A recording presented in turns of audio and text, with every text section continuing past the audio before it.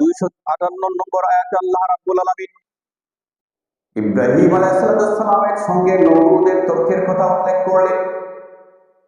আল্লাহ রাব্বুল আলামিন বলেন, আলাম তারা ইলাল্লাযী হাজ্জা ইব্রাহিমা ফী রাব্বিহি আন আতাহুল্লাহুল মুলক। হে নবী, আপনি কি দেখেননি? আলাম তাআলাম, আপনি কি জানেননি ওই ব্যক্তির ব্যাপারে যে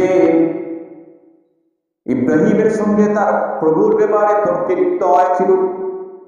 তার নাম হল নমরুদ। মুফাসসিররা উল্লেখ করেছেন সেই নমরুদ আল্লাহ রাব্বুল আলামিন করেছিল জানতে চাইলে ইব্রাহিম আলাইহিস সালাম জবাব বলছিলেন, ক্বালা ইব্রাহিম রাব্বিয়াল্লাযী ইউহয়ী ওয়া ইউমীত। আমার প্রভু বলেন, ওই সন্তান যিনি জীবিত করেন মানে। তখন সে বলছিল, ওয়ানা মুহয়ী ওয়া উমীত, আমি তো জীবিত করতে পারি, মারতে পারি। এই বলে দুইজন মৃত্যুদণ্ড প্রাপ্ত কয়েদিকে হুকুম করে নিয়ে আসলো। একজনকে ফাঁসিতে ঝুলালো, আরেকজনকে বছর খালাস দিয়ে দিল। বলল, ইব্রাহিম দেখো, আমি তো জিন্দা করে মারি। ইব্রাহিম আলাইহিস সালাম জবাবে বললেন, ফাইন্নাল্লাহা ইয়াতি বিশ-শামসি মিনাল মাশরিক।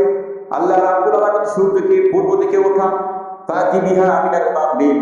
সুতরাং তুমি সূর্যকে পশ্চিম দিকে ওঠাও। ফাবুহিতাল্লাযী কাফার, তখন সে অস্বীকৃতি জানালো, লজ্জায় মাথা নত করে ফেলল। ইব্রাহিম আলাইহিস সালামের প্রশ্নের উত্তর দিতে পারল না। আল্লাহ রাব্বুল আলামিন বলেন, ওয়াল্লাহু লা ইয়াহদিল কওমাজ জালিমিন।